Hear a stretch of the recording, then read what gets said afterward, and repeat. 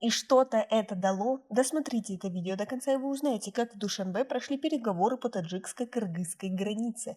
Подписывайтесь на наше обновление, чтобы всегда оставаться в курсе событий. В Душанбе завершилась очередная встреча, посвященная делимитации и демаркации таджикско-кыргызской границы. Об этом сообщает пресс-служба Министерства иностранных дел Таджикистана. Совещание представителей топографических рабочих групп правительственных делегаций республик проходило с 4 по 9 августа.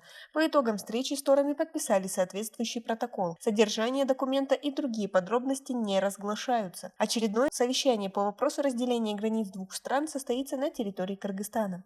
Напомним, что встречи топографических рабочих групп проходят на регулярной основе. Ранее аналогичные совещания организовывали в Бишкеке.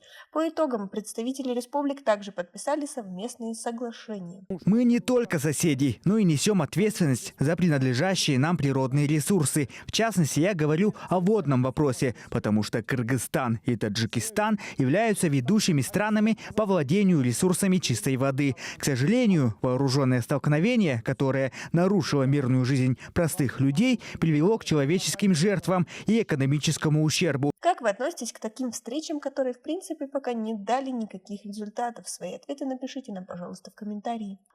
Этот конфликт в дальнейшем должен решаться мирным дипломатическим путем на всех уровнях, начиная с Айлёк-Мыту и кончая нашего МИДа и государства.